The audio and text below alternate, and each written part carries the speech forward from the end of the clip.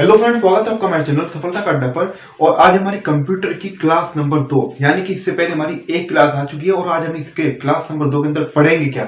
आज हम पढ़ेंगे history of computer and development of computer, यानी कि कंप्यूटर का इतिहास और कंप्यूटर का विकास। इससे पहले हमने पढ़ा था इंट्रोडक्शन ऑफ कंप्यूटर, यानी कि कंप्यूटर का परिचय। और आज का जो हमारा टॉपिक है वो है history of computer and development of computer. तो इसके बारे में भी पढ़ना जरूरी है, कंप्यूटर का इतिहास क्या रहा है और इसका विकास किस प्रकार से हुआ है। तो आइए देखते हैं। अगर हम बात करें आपसे डार्क एज के बारे में, एक चीज और मैं यहाँ पर आपसे पहले ही ये बात मैं आपको बता दूं, अगर आप में से वैसी बात नहीं है कि आप में से काफी स्टूडेंट जो वो हिंदी मीडियम के, लेकिन सभी स्टूडेंट में इतनी यहाँ पर कोई टफ इंग्लिश नहीं लिखी हुई है कि जिसको आप ना समझ पाए। स्टूडेंट समझ जाते हैं, लेकिन अगर आपको फिर भी कोई समस्या आती है तो आप कमेंट करके जरूर बता दें। वैसे मैं साथ के साथ यहाँ पर आपको जो कुछ ऐसा मुझे लगेगा कि आप उसे नहीं समझ सकते, वो आपको यहाँ पर हिंदी में उसको लिख दूंगा। ठीक है, तो इतना आप थोड़ा सा मैनेज करें, लेकिन अगर कुछ समस्या फिर भी आती है तो आप मुझे कमेंट करके बताएं, उसका आपका सोल्यूशन जरूर होगा। एक बात और, अभी तक आपने क्लास को शेयर नहीं किया तो प्लीज क्लास को शेयर कर दें। और ये जो आपकी जो क्लास है, जो क्लास चल रही है, जो आज नए स्टूडेंट जुड़े हैं वो इस बात को ध्यान से सुने। हमारी क्लास के अंदर चाहे आपका एसएससी का एग्जाम हो, रेलवे का एग्जाम हो, यूपीएससी का एग्जाम हो, चाहे पीसीएस का एग्जाम दे रहे हो आप, या फिर कोई से अन्य एग्जाम की बात कर लें, लेखपाल की बात कर लें, कांस्टेबल की बात कर लें, एसआई की बात कर लें, किसी भी परीक्षा का कोई भी परीक्षा हो, आप किसी भी स्तर का परीक्षा दे रहे हो, उसके अंदर कंप्यूटर से क्वेश्चन पूछ ले जाते हैं और कंप्यूटर उसके अंदर पूछ जाता है। एक बात और यहाँ से याद रखें आप, ट्रिपल सी जो होता है, जिसको अगर मैं आपको उदाहरण दूं, जैसे कि उत्तर प्रदेश के अंदर आपको लेखपाल बनना है तो उसके अंदर ट्रिपल सी मांगा जाता है। तो ट्रिपल सी की भी सारी जो क्लास है, जो उसके अंदर टॉपिक है, वो भी यहाँ पर कवर कराए जाएंगे। एक बात हो, अभी वैकेंसी आई हुई है दिल्ली पुलिस की, तो दिल्ली पुलिस के अंदर किसी के अंदर 10 नंबर का कंप्यूटर आ रहा है। अगर हम मिनिस्ट्रियल की बात करें, अभी जो वैकेंसी आई थी कुछ दिन पहले, कुछ महीनों पहले, तो उसके अंदर 15 नंबर का कंप्यूटर है। तो इस प्रकार से अगर आप ये बात भूल रहे हैं कि एसएससी के अंदर कंप्यूटर नहीं आएगा, तो ऐसा नहीं है। अब आप कहेंगे कि एसएससी के अंदर तो जीके है, रीजनिंग है और इंग्लिश है में थे, तो जो आपका जीके है ना, उसके अंदर 2 या 3 नंबर का कंप्यूटर भी पूछ ले जाता है। तो इसलिए कंप्यूटर को ऐसा ना ले कि हल्के में ना ले, तो कंप्यूटर कहीं पर भी कितने भी नंबर का पूछा जा सकता है। कंप्यूटर को पूरे ध्यान से पढ़े, साथ के साथ अपने नोट्स भी बनाते चले। आइए देखते हैं अपने टॉपिक की ओर बढ़ते हैं। तो हमारा टॉपिक है history of computer and development of computer. बात करते हैं आपसे डार्क एज के बारे में और मिडिल एज, मॉडर्न। अगर इसको तीन एज के अंदर इसको डिवाइड किया गया है। डार्क एज की अगर बात करें, लेकिन डार्क एज से पहले हम बढ़ेंगे। डार्क एज के बाद मिडिल एज आई, मिडिल एज के बाद में जो वर्तमान में जो चल रहा है, यानी कि जो निरंतर जो प्रेजेंट में चल रहा है, वो है मॉडर्न एज, जो हाल फिलहाल में चल रहा है। लेकिन मॉडर्न एज से पहले मिडिल एज, इससे पहले डार्क एज। लेकिन इससे पहले क्या हुआ, कंप्यूटर का विकास होना शुरू कहां से हुआ? तो कंप्यूटर का जो विकास स्टार्ट हुआ वो हुआ आसपास की, अगर हम बात करें 3000 बीसी। कब से? 3000 बीसी से लगभग कंप्यूटर का विकास होना शुरू हो गया था, यानी कि छोटे छोटे जो यांत्रिक जो यंत्र थे वो बनने शुरू हो गए थे। अब किसी के अंदर किसी को सफलता मिल रही थी, किसी के अंदर असफलता मिली थी, लेकिन कोई भी उस प्रकार से, अगर हम कहें कि कोई भी जो यंत्र बन रहे थे उस समय, वो अस्तित्व में पूरी तरीके से नहीं आ पा रहे थे। अब जो सबसे पहले अस्तित्व में आया वो क्या आया? सबसे पहले जो यंत्र अस्तित्व में आया, जो बना, यानी कि अगर आप कहें कि जो सफल हुआ, जिसके अंदर जिसने बनाया उसके अंदर सफलता प्राप्त हुई, तो चीन वालों को ही, किसको? चाइना को इसके अंदर सफलता प्राप्त हुई अबेकस बनाने के अंदर। क्या बनाया? अबेकस भी जो बना था वो भी 3000 बीसी में ही बना था। ये बात आपको याद रखनी है। कब बना था? 3000 बीसी में ही अबेकस बना था। किसने निर्माण किया? तो अगर परीक्षा के अंदर क्वेश्चन पूछ ले जाए कि अबेकस निर्मित है, आपको नीचे 4 विकल्प मिल जाए, भारत, चीन, अमेरिका या यूएसए, या आपको मतलब कुछ भी आपको विकल्प मिल सकता है, तो चाइना ही, यानी कि चीन इसका सही उत्तर होगा। कि अबेकस किसके द्वारा निर्मित है? चीनियों के द्वारा निर्मित है। और अगर आपको मैं थोड़ा सा ध्यान दिला दूं, जिस समय आप बचपन में पढ़ते थे, अगर आपकी जो नर्सरी जो क्लास होगी, जो आपकी प्ले क्लास होगी, उसके अंदर जो दीवारों के ऊपर जो पोस्टर लगे रहते हैं, उसके अंदर भी अबेकस का फोटो होता था। और आज भी आप कहीं पर उसको देख लेते होंगे। अब आज भी अबेकस का प्रयोग किया जाता है। कहां पर अबेकस का प्रयोग किया जा रहा है? प्राथमिक शिक्षा के अंदर। कौन सी शिक्षा के अंदर? प्राथमिक शिक्षा के अंदर अबेकस का प्रयोग, आज भी अबेकस का यूज किया जा रहा है। लेकिन प्राथमिक शिक्षा के अंदर अबेकस का यूज कहां पर किया जा रहा है? तो वो किया जा रहा है, तो हम बात करें अगर जापान की, जापान और सोवियत संघ, और सोवियत संघ के अलावा एक देश और है, वो देश है हमारा देश, यानी कि भारत। तो भारत, सोवियत संघ और जापान, इन तीनों में आज भी अबेकस का प्रयोग किया जाता है प्राथमिक शिक्षा के अंदर। ठीक है, इतनी बात आपको समझ आ गई। तो 3000 जो बीसी की जो बात थी, यानी कि जहां से कंप्यूटर का विकास शुरू हुआ था, वो यहाँ पर समाप्त हो गई। अब उसके बाद में आगे बढ़ते हैं। अभी कंप्यूटर का विकास तो लगातार चलेगा, आज भी चल रहा है और आगे भी होगा। वो बात यहाँ पर जो समाप्त हुई वो 3000 बीसी की केस में क्या सफलता प्राप्त हुई थी। आगे बढ़ते हैं। 3000 तो आपको इतना तो आपका गणित होगा ही कि 3000 तो पहले आता है, तो मैं सबको पता है 3000 पहले आता है, 5000 बाद में आता है। हमने यहाँ पर क्या लिखा हुआ है, जो वास्तव में एक तरह से अगर कहेंगे जिसमें अच्छे प्रकार से जो स्टार्टिंग हुई थी डार्क एज की वो 5000 बीसी से 1890 एडी तक के, तो स्टार्टिंग हुई 5000 बीसी से। लेकिन उससे पहले भी यंत्र बन रहे थे, वो मैंने आपको यहाँ पर बता दिया क्या बना उसके अंदर 3000 बीसी में, ठीक है। तो अपने टॉपिक की ओर आगे बढ़ते। तो डार्क एज जो चली, जो उसकी जो अवधि थी वो चली 5000 बीसी से 1890 एडी तक। कब तक? 5000 बीसी से 1890 एडी तक। और बात अगर मिडिल एज की करें तो मिडिल एज जो चली 1890 एडी से 1944 तक। कब तक? 1890 एडी से 1944 तक, यानी कि 1944 तक है, ठीक है। मॉडर्न एज की अगर आपसे बात करें तो ये वर्तमान में जारी है 1944 से, यानी कि 1944 से अभी तक प्रेसिडेंट में जो वर्तमान जो चल रहा है निरंतर लगातार अभी तक चली हुई है और वर्तमान में जारी है जो मॉडर्न एज है, ठीक है। अब हम अगर बात करें डार्क एज के बारे में, और डार्क एज से हम थोड़ा सा आगे बढ़े, analogue machine and Napier bones. अब आप सोच रहे हो कि मैंने ऊपर का टॉपिक क्यों छोड़ दिया, यानी कि father of computer Charles Babbage जो कि सबसे ज्यादा जरूरी है। फादर ऑफ कंप्यूटर यानी कि इनको चार्ल्स बेबेज को आधुनिक कंप्यूटर का जनक भी कहा जाता है, कंप्यूटर का पितामह यानी कि फादर ऑफ मॉडर्न कंप्यूटर भी इनको कहा जाता है। इनके बारे में पढ़ेंगे, लेकिन हम पढ़ रहे हैं कर्मानुसार कि इनसे पहले क्या हुआ और क्या क्या यहाँ पर क्रियाएं हुई, तो उनके बारे में पहले जानते हैं, यानी कि इस टॉपिक से पहले जो हमारा टॉपिक है। तो हम बात कर रहे हैं यहाँ पर analogue machine and Napier bones के बारे में। किसके बारे में? Analogue machine and Napier bones. तो पहले तो आप ये याद रखिएगा, ये थे जॉन नेपियर। कौन थे? John Napier. जॉन नेपियर थे स्कॉटलैंड के गणितज्ञ। कहां के? स्कॉटलैंड के गणितज्ञ थे। कौन थे? स्कॉटलैंड के गणितज्ञ थे जॉन नेपियर। ये बात आपको याद रखनी है। अब यहाँ पर एक और वर्ड आ रहा है, उस पर गौर कीजिए आप, बोन्स। अगर आप अंग्रेजी में जाए, बोन मीन्स क्या होता है? हड्डी। तो इन्होंने क्या निर्माण किया था 1617 में? ये जो लिखा नाम यहाँ पर लिखा हुआ analogue machine and Napier bones, जो इसका नाम जो लिखा हुआ है ये क्या काम करती थी? 1617 में इन्होंने हड्डियों की छड़ें बनाकर एक प्रकार का यंत्र बनाया था, एक प्रकार की मशीन बनाई थी। यानी कि गणना करनी हो तो हड्डियों की छड़ों से गणना की जाती थी। तो यही है analogue machine and Napier bones. किसने बनाया? तो जॉन नेपियर इसके निर्माता है। कहाँ के थे? स्कॉटलैंड के गणितज्ञ थे। और कब? जो इसका वर्ष था वो था 1617। किसकी? हड्डियों की छड़ों के द्वारा। हड्डियों की छड़ों का प्रयोग करके। किसका प्रयोग करके? हड्डियों की छड़ों का प्रयोग करके। ये बात आपको याद रखनी है, हड्डियों की छड़ों का प्रयोग करके। प्राचीन समय में अगर आप आर्य के समय की बात करें, प्लास्टिक और एल्युमिनियम ये तो चीजें नहीं थी, तो हड्डियां जो है कि जो जिसको मिला, जैसे कि आप आदिमानव को देखें वो पहले आग पत्थरों से जलाते थे, तो हड्डियों की छड़ों का प्रयोग करके इन्होंने इसको बनाया था। अब अगर हम आगे बढ़े तो आगे है mechanical calculator of Blaise Pascal. क्या? Mechanical calculator of Blaise Pascal. ये भी आपसे जुड़ा हुआ बहुत महत्वपूर्ण टॉपिक है। इसके बाद में आता है 1617 के बाद में 1642 में। ये कब हुआ? 1642 में। अब आप इसके नाम पर भी गौर कीजिए, मैकेनिकल कैलकुलेटर। यहाँ पर क्या बढ़ा है? कैलकुलेटर। किसके द्वारा? ब्लेज पास्कल के द्वारा। किसके द्वारा? ब्लेज पास्कल के द्वारा।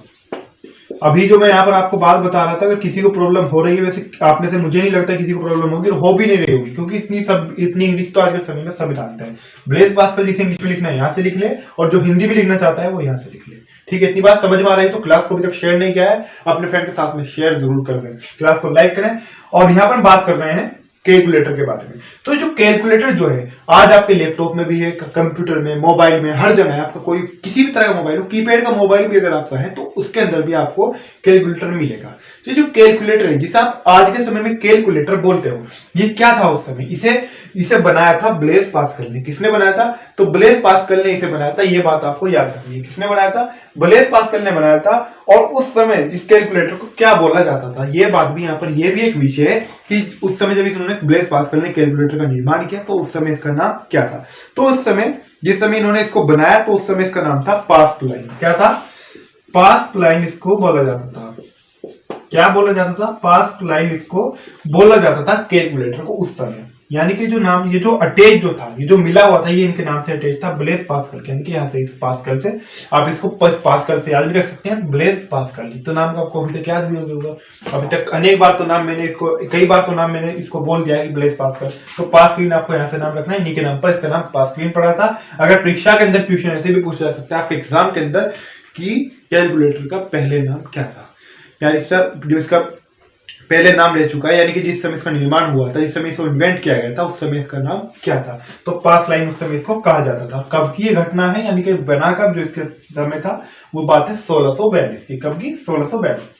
अब आगे बढ़ते हैं 1642 के बाद में। अगर हम आगे बढ़े, अगर बात करें यहाँ पर हम जैकार्ड लूम मशीन के बारे में, यानी कि जैकार्ड की लूम मशीन, किसकी, जैकार्ड की लूम मशीन के बारे में अगर हम बात करें आपसे, जिनका पूरा नाम था, पहले तो ये आप ही जानिएगा, जो जिन्होंने मशीन बनाई थी इनका नाम था पूरा जोसेफ मेरी जैकार्ड। क्या नाम था, जोसेफ मेरी जैकार्ड इनका नाम था। और इनके द्वारा एक मशीन निर्मित की गई थी, लूम मशीन। कौन सी मशीन, लूम मशीन निर्मित की गई थी। लेकिन जो इन्होंने लूम मशीन निर्मित की थी, ये क्यों की थी, क्या कारण थे इसके पीछे, और ये थे कौन, क्यों हमें इनको पढ़ना पड़ रहा है। तो ये बुनकर थे। अब आप सोचें कि बुनकर क्यों थे, फिर इनको क्यों पढ़ रहे हैं, सुनिएगा अभी। ये बुनकर थे और फ्रांस से थे। कहां से थे, बुनकर, और कहां से थे, ये फ्रांस से थे।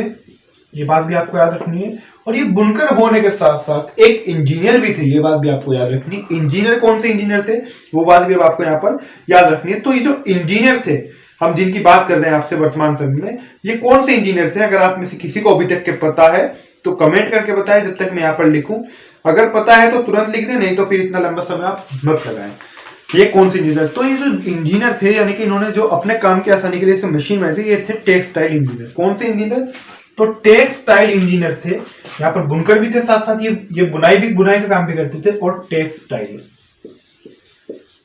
टेक्सटाइल इंजीनियर भी थे, ये बात भी आपको याद रखनी है। तो इन्होंने एक मशीन का निर्माण किया था, किसका, उस मशीन का नाम था लूम मशीन। क्या, जैकार्ड की लूम मशीन, यानी कि उस मशीन का जो नाम था वो लूम मशीन था, इसका इन्होंने निर्माण किया था। ये इनका पूरा नाम था, इसीलिए यहाँ पर इनका लास्ट नेम लिख दिया गया जैकार्ड। तो जैकार्ड की लूम मशीन, ये बात भी आपको याद रखनी है। तो इन्होंने मशीन का निर्माण जो किया था, जिसका नाम लूम मशीन था, वो इसलिए क्या था, जो एक काम करते थे, जिस समय बुनाई करते थे, उसके अंदर इनको आसानी हो सके, यानी कि उसका जो भी काम कर रहे हैं, कपड़ा बुन रहे हैं, जो भी चीज बुन रहे हैं, उसको आसानी से बुन सके, उसके अंदर इनको कठिनाई का सामना ना करना पड़े। तो इसलिए बुनकर भी थे और इन्होंने इस मशीन का टेक्सटाइल इंजीनियर भी थे। फ्रांस से थे, ये बात भी आपको याद रखनी थी। कहां से थे, फ्रांस से थे, ये बात भी आपको याद रखनी। तो इन्होंने एक मशीन बनाई थी।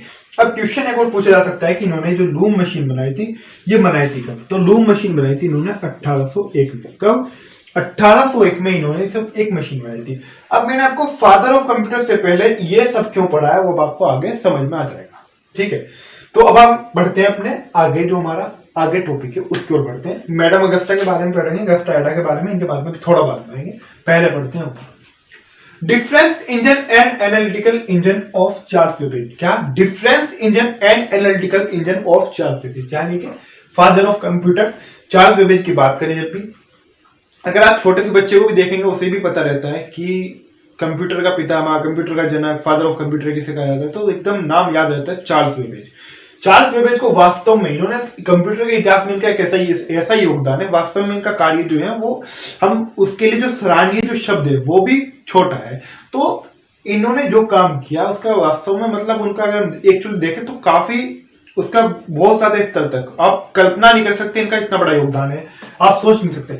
इनको फादर ऑफ कंप्यूटर माने कि मॉडर्न, इनको आधुनिक, जो आधुनिकता है यानी कि जो मॉडर्न युग है, इनको मॉडर्न कंप्यूटर का फादर भी कहा जाता है, यानी कि आधुनिक कंप्यूटर का पितामह भी इनको कहा जाता है। तो ये बात भी आपको याद रखनी है। तो हम अपने टॉपिक पर आते हैं, difference engine and analytical engine of Charles Babbage. पहले तो आप ये समझिएगा चार्ल्स बेबेज ने क्या किया 1822 में। कब, 1822 में इन्होंने बनाया एनालिटिकल इंजन। कौन सा इंजन, एनालिटिकल इंजन बनाया इन्होंने 1822 में। लेकिन इसमें क्या हो गया, इनको असफलता मिली, यानी कि पूरी तरीके से सफलता नहीं मिल पाई। क्या मिली, असफलता मिली पूरी तरीके से। जो अपना टारगेट लेके चले थे, जो अपना मिशन लेके चले थे एनालिटिकल इंजन बनाने का, उसको पूरी तरीके से सफल नहीं, तो उसके अंदर पूरी तरीके से सफल नहीं हो पाए। हालांकि उसको बना चुके थे, इन्होंने उसको बना लिया था और उसको बनाने के बाद में वो चलता भी था। वो किससे चलता था ये बात भी आपको याद रखनी, तो भाप से चलता था। किससे, भाप से चलता था। कब की बात कर रहा हूं आपसे, 1822 की हम बात कर रहे हैं। फिर उसके बाद में क्या होता है, कुछ समय तक ये रुकते हैं। फिर उसके बाद में क्या होता है, अगर हम बात करें आपसे, ये बात है क्या ना 1837 की। कब की बात है, 1837 की। तो 1837 के अंदर इन्होंने क्या किया, चार्ल्स बेबेज को एक विचार आया क्या आया, एनालिटिकल इंजन उन्होंने बनाया। कब बनाया, 1837 में। लेकिन 1837 में इन्होंने एनालिटिकल इंजन तो बनाया, लेकिन कहां से बनाया, अब आप गौर कीजिएगा, यहाँ पर आ जाइए 1801 पे। कहां पर, 1801 में क्या बना था, तो 1801 में लूम मशीन बनी थी। कौन सी मशीन, लूम मशीन बनी थी। एक टेक्सटाइल इंजीनियर और बुनकर जो थे फ्रांस के, कौन, जोसेफ मेरी जैकोड, इन्होंने लूम मशीन बनाई थी 1801 में। अब 1801 में जो इन्होंने लूम मशीन बनाई थी, इस लूम मशीन को देखकर, यानी कि ये लूम मशीन को देख रहे थे, इसको लूम मशीन को देखकर चार्ल्स बेबेज को एक विचार आता है। किसको, चार्ल्स बेबेज को विचार आता है, वो लूम मशीन को देखकर निर्माण कर देते हैं एनालिटिकल इंजन का। किसका, जो लूम मशीन थी इसको देखकर निर्माण किसका होता है, एनालिटिकल इंजन का निर्माण कर देते हैं चार्ल्स बेबेज। किसको देखकर, जोसेफ मेरी जैकोड की लूम मशीन को देखकर, जिसको उन्होंने 1801 में बनाया था। तो एनालिटिकल इंजन का निर्माण कैसे हुआ, सफलता, इनको सफलता क्या में मिली, डिफरेंस इंजन में, और सफलता क्या में मिली, एनालिटिकल इंजन में। तो एनालिटिकल इंजन उन्होंने कब बनाया, एनालिटिकल इंजन जो उन्होंने बनाया वो बनाया 1837 में, यानी कि अगर मैं आपसे बात करूं 1837 में इन्होंने एनालिटिकल इंजन बनाया। किसने बनाया, तो एनालिटिकल इंजन बनाया लूम मशीन को देखकर, और किसने बनाया, चार्ल्स बेबेज ने बनाया। तो यहां तक की बात मुझे लगता है कि आपको अभी तक समझ में आ गई होगी, और समझ में आनी भी चाहिए, क्योंकि आपको एक एक टॉपिक, चाहे डिफरेंस इंजन की बात करें, एनालिटिकल इंजन की बात करें, अबेकस आपका हो गया, एनालॉग मशीन हो गया, और mechanical calculator of Blaise Pascal हो गया, और जैकार्ड डोम की मशीन हो गई।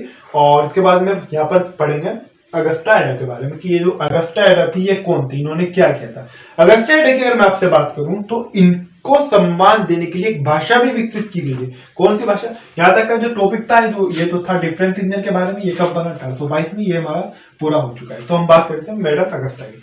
तो इनको सम्मान देने के लिए भाषा भी विकसित की गई है, वो भाषा है एडा भाषा। कौन सी भाषा, एडा भाषा, यानी कि एडा लैंग्वेज। यानी कि इनके सम्मान में जो इन्होंने कार्य किया है, इसका भी, इनका भी लिंक है यहाँ से, वो भी देखिएगा आप, इनका भी संबंध है यहाँ से, जैसे कि इनका संबंध यहाँ से था।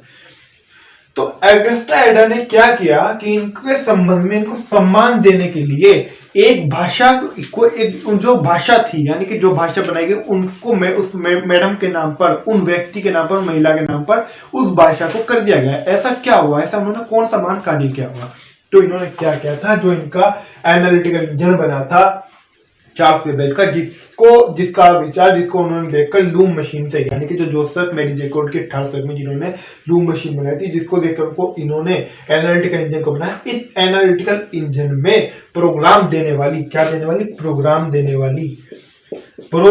देने वाली प्रथम व्यक्ति, कौन, प्रथम व्यक्ति। एक बात और यहाँ से नोट करते चले, ये प्रथम व्यक्ति लिखा जाएगा, आप मानव लिख सकते हैं, लेकिन यहाँ पर महिला नहीं लिख सकते।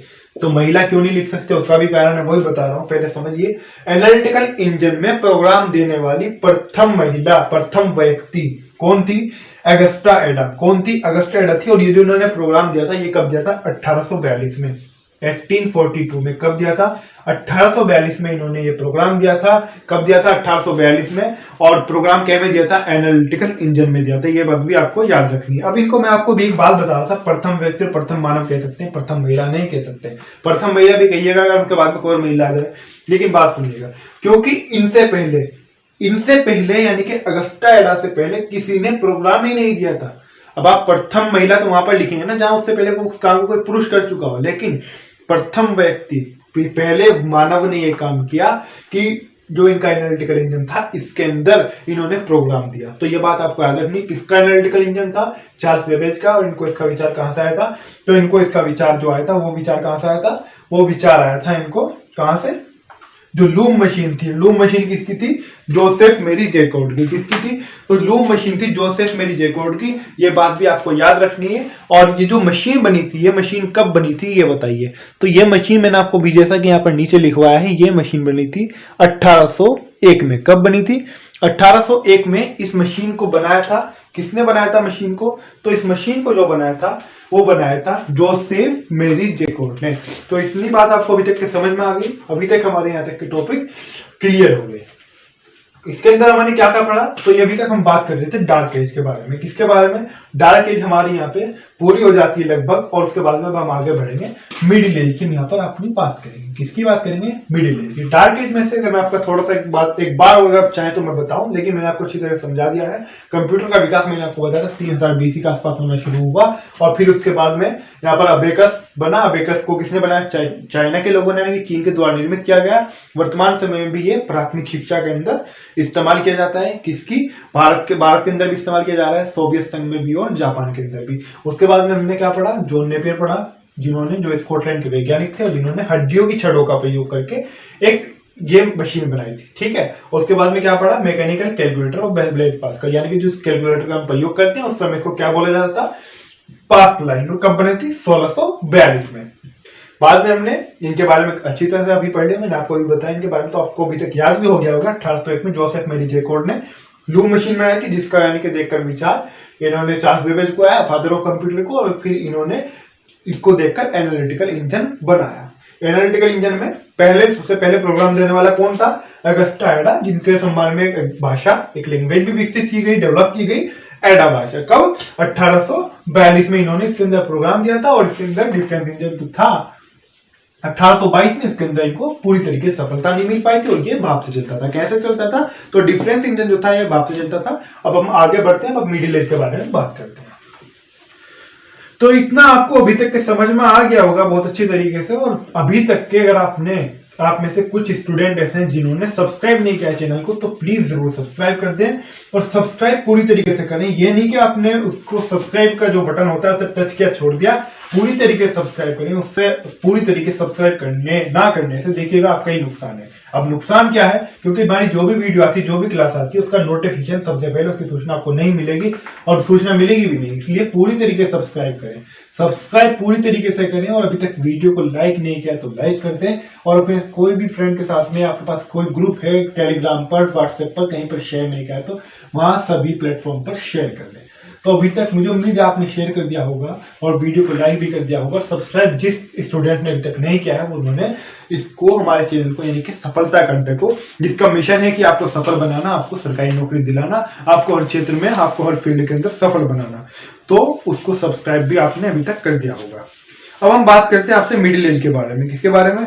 मिडिल एज के बारे में। तो मिडिल एज कब से कब तक की चली थी? मिडिल एज की अगर हम आपसे बात करें तो मिडिल एज चली थी 1890 से 1944 तक। यहाँ पर लिखा हुआ भी है 1890 से 1944 तक चली, सॉरी 1890 से 1944 तक नहीं, 1890 से 1944 तक के क्या है, हम बात करेंगे यहाँ पर टेबुलर मशीन की। किसकी? टेबुलर मशीन ऑफ हर्मन होलेरिस की। तो मिडिल एज चली थी हमारी 1890 से 1944 तक। ठीक है, 1890 से 1944 तक यही है। ठीक है, याद रखना।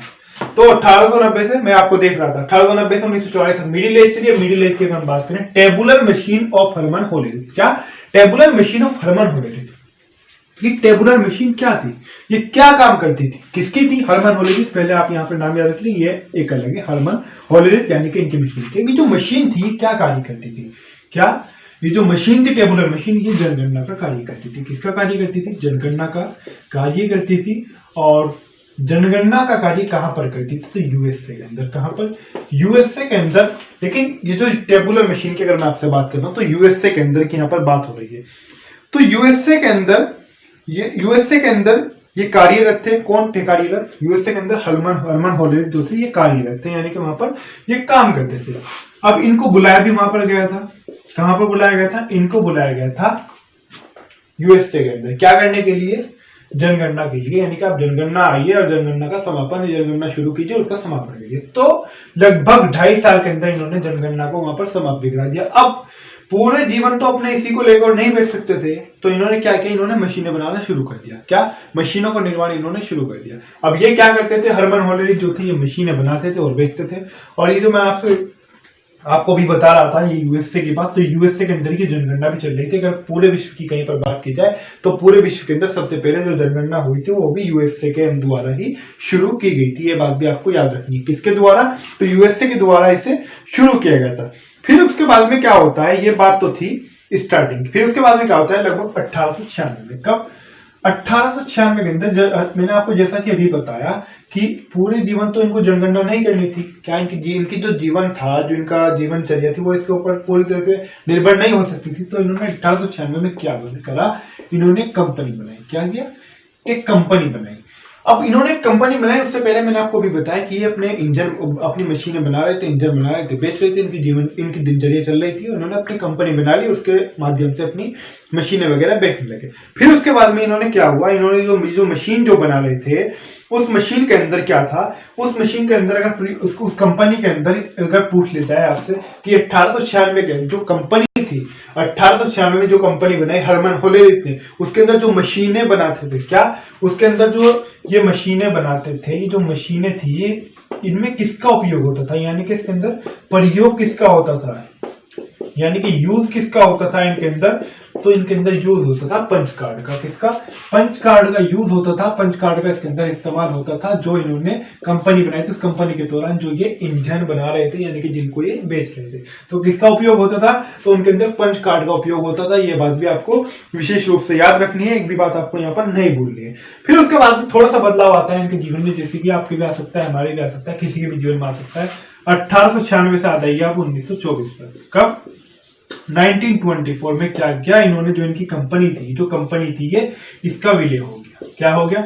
इन्होंने एक अन्य कंपनी के साथ में इसका विलय कर लिया। क्या कर लिया? और जब इनकी जो कंपनी थी, जो इन्होंने 1896 में हरमन होलेरिथ ने जो बनाई थी, यानी कि जिसके अंदर ये मशीनें बना रहे थे, यानी कि जिसके द्वारा मशीनें बेच रहे थे अपनी कंपनी बनाकर, 1924 में इस कंपनी का विलय कर लिया इन्होंने किसी और अन्य कंपनी के साथ में। अब जब इन्होंने विलय कर लिया तो उसका नाम रखा गया IBM। क्या? IBM इसका नाम रखा गया। क्या नाम रखा गया? IBM इसका नाम रखा गया। ये बात भी आपको याद रखनी है। क्या रखा गया? IBM। IBM के अगर मैं बात करूं, इसका पूरा नाम हो जाएगा इंटरनेशनल बिजनेस मशीन। क्या?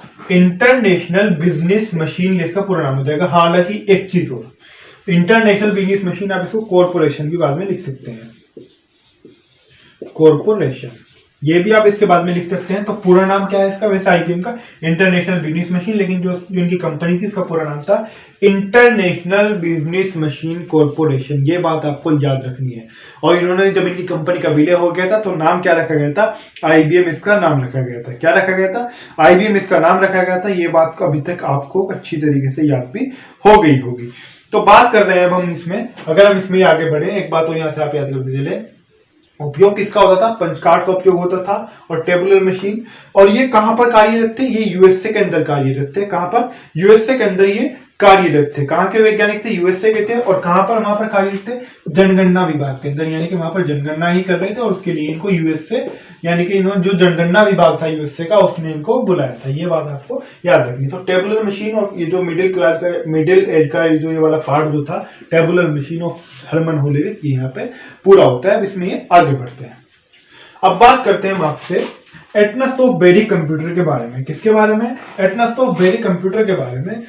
यानी कि कभी कभी परीक्षाओं के अंदर पूछ लिया जाता है, कि ऐसा नहीं, कभी कभी कभी भी पूछा जा सकता है। ऐसा नहीं कि आपको कोई भी चीज आपसे पूछकर पूछेगा, ऐसा नहीं है। और ऐसा नहीं कि जो चीज बार बार आ रही है वही अगले साल भी आपको मिलेगी, ऐसा भी नहीं है। परीक्षा के अंदर क्वेश्चन भी पूछ ले जाते हैं, तो 10 साल से नहीं पूछा गया, 5 साल से नहीं पूछा गया। तो इसलिए एक एक बात को ध्यान के साथ पढ़ें, एक एक चीज को। अब मैं आपसे बात कर रहा था इसके बारे में, एटनस ऑफ बेरी कंप्यूटर के बारे में। अब ये दो व्यक्ति हैं, पहले तो याद रखिएगा, एटनस ऑफ अलग है, बेरी अलग है। अब एटनस ऑफ कौन है? एटनस ऑफ गुरु है इनके, और बेरी जो है ये छात्र हैं, यानी कि इनके शिष्य हैं। ये बात आपको याद रखनी है। तो ये गुरु और शिष्य दोनों के दोनों काम क्या करते हैं? ये 1939 में, यानी कि 1939 में ये क्या करते हैं? ये प्रयास शुरू करते हैं। क्या प्रयास शुरू करते हैं? कंप्यूटर बनाने का। क्या बनाने का? कंप्यूटर बनाने का प्रयास शुरू करते हैं। अब लेकिन होता क्या है, शुरू में इनको क्या मिलती है? असफलता ही इनको मिलती है। इनको असफलता ही मिलती है, सफल बिल्कुल नहीं हो पाते हैं। लगातार प्रयास करते रहते हैं, प्रयास करते रहते हैं। ये बात आपको याद रखनी है। और फिर क्या होता है? 1942 में, 1939 में इन्होंने क्या किया? 1939 में, यानी कि 1939 में इन्होंने प्रयास शुरू किया। और फिर 1942 में इनको एक सफलता मिल जाती है। क्या मिल जाती है? सफलता मिल जाती है। उसके बाद में इनको एक मॉडल तैयार कर लेते हैं। क्या कर लेते हैं? मॉडल तैयार कर लेते हैं। कब? 1942 में। और कब लगे थे? 1939 में। लेकिन उससे पहले आप एक बात और यहाँ पर याद रखिएगा, इनके जो पूरे नाम की अगर मैं आपसे बात करूं तो ये थे यूएसए विश्वविद्यालय के अंदर।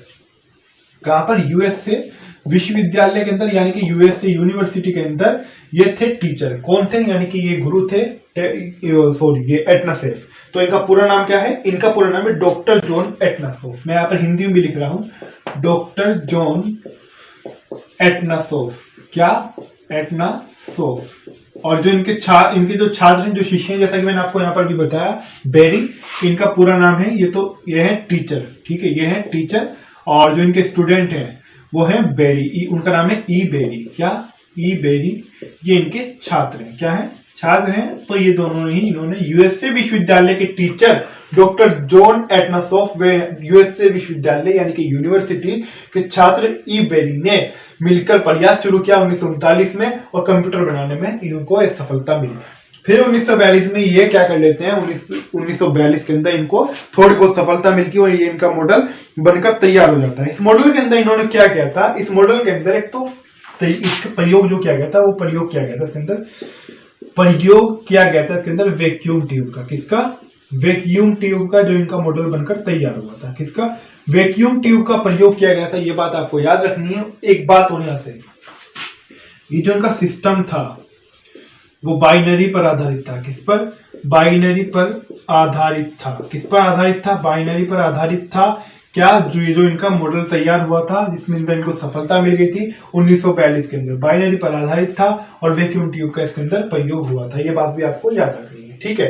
तो इतना आपको अभी तक के समझ में आ गया होगा। फिर उसके बाद में क्या होता है, जब ये इनका मॉडल बनकर तैयार हुआ और एटनासॉफ के इसके अंदर सफलता मिल गई, तो यही था प्रथम इलेक्ट्रॉनिक डिजिटल कंप्यूटर। क्या, प्रथम इलेक्ट्रॉनिक डिजिटल कंप्यूटर बनकर तैयार हो जाता है। क्या, प्रथम इलेक्ट्रॉनिक डिजिटल कंप्यूटर कैसे बनकर तैयार हुआ, ये बात भी आपको पता चल गई। और इस कंप्यूटर को एक नाम से जाना जाता है, यानी कि, और ऊपर से जो मैं आपको अभी बता रहा था, यानी कि एटनासॉफ बेरी कंप्यूटर, यहाँ पर मैंने लिख भी रखा है एबीसी। अभी एबीसी को लिख रखा है, एटनासॉफ बेरी और सी से कंप्यूटर, तो इसलिए ही इसे एबीसी कंप्यूटर भी बोला जाता है। क्या बोला जाता है, इसीलिए इसको एबीसी कंप्यूटर भी बोला जाता है।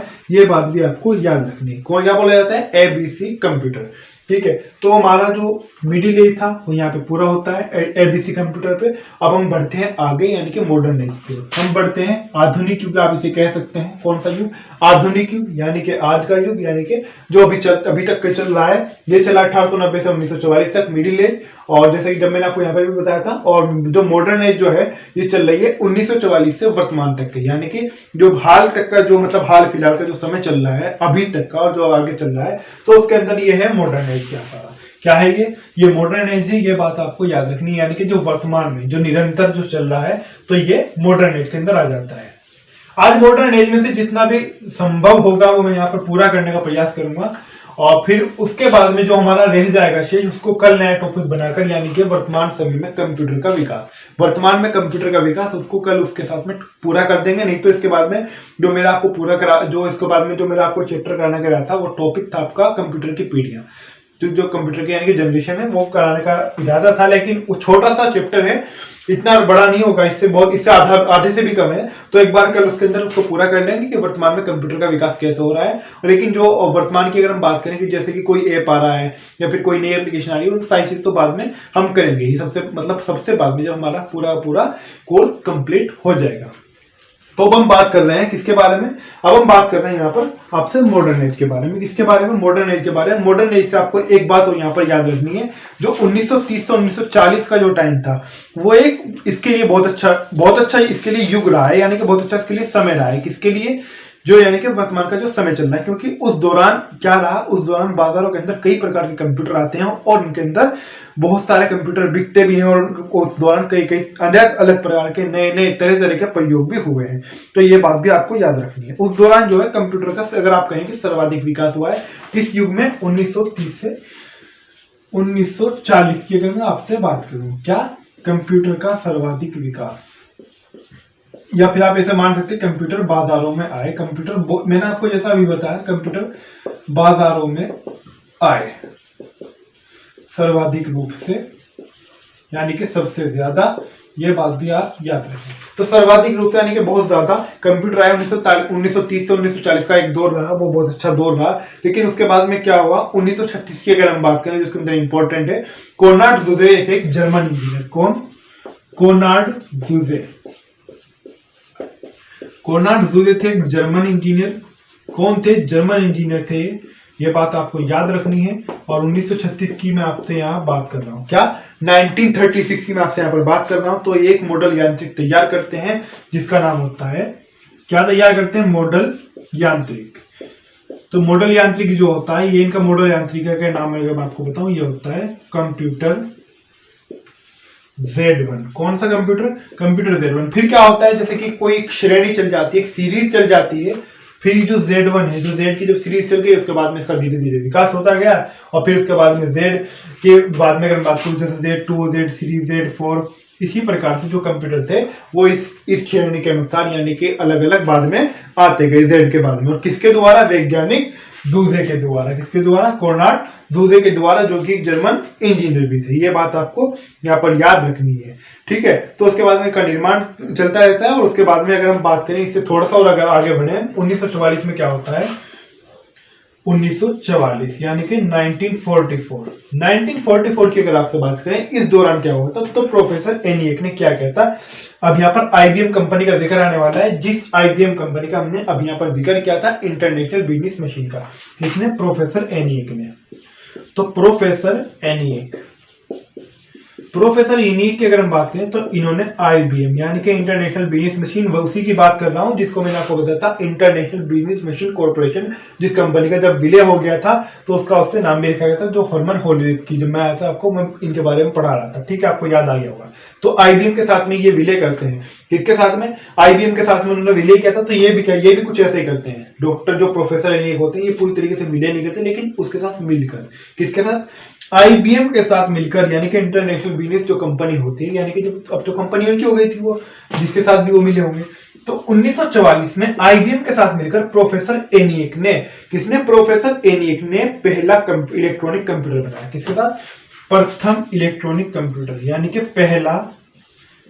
फर्स्ट इलेक्ट्रॉनिक कंप्यूटर बनाया। ये बात आपको याद रखनी है, पहला इलेक्ट्रॉनिक कंप्यूटर बनाया।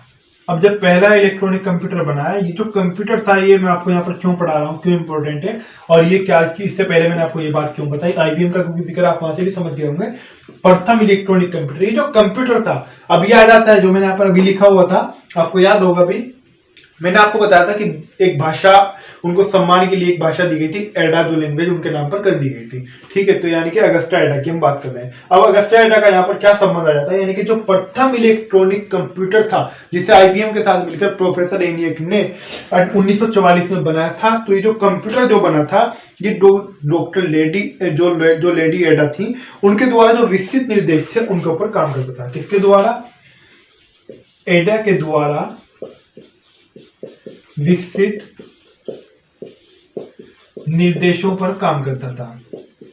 विकसित निर्देशों पर काम करता था। तो ये बात आपको याद रखनी है, पर काम करता था। तो आज की जो आपकी क्लास है वो कब तक के काफी लंबी हो गई है, मतलब इतनी भी ज्यादा लंबी नहीं हुई, घंटे की तो क्लास हुई नहीं है, ऐसे कम से कम 1 घंटे की तो क्लास होनी चाहिए, लेकिन 1 घंटे की नहीं हुई, 1 घंटे से भी काफी कम है। तो इतनी क्लास आज आपकी हो गई है। और जैसा कि मैंने आपको भी बताया कि कल हम क्या पढ़ने वाले हैं, इसके अंदर जो भी रह गया है, यानी कि मॉडर्न एज के अंदर थोड़ा बहुत रह गया है, उसको हम कल पूरा करेंगे उस टॉपिक को, और उसके बाद में अपना आगे बढ़ेंगे। तो डेली के डेली अपना पढ़ते रहिए, और डेली के डेली जो भी है, जो अभी आपको कराया जा रहा है, उसका रिविजन करते रहिए। जैसे कि मैंने आपको अभी बताया था कि वर्तमान में कंप्यूटर का विकास, यानी कि अभी की अगर हम बात करें, जैसे कि जो वर्तमान की जो मॉडर्न एज चल रही है, यानी कि जो फिलहाल जो चल रहा है प्रेजेंट में, तो इसी को लेकर कल अपना जो इसके अंदर शेष बाकी बचा हुआ है वर्तमान समय में और क्या क्या आगे बढ़ा, तो उसके अंदर वो सब हम कल अपना पूरा कर लेंगे। तो आज की जो हमारी क्लास है वो ये पे पूरी होती है। आज का हमारा topic history of computer and development of computer, यानी कंप्यूटर का इतिहास और कंप्यूटर का विकास कैसे हो, इसके अंदर काफी अच्छे प्रकार से कवर किया गया है, काफी अच्छे तरीके से।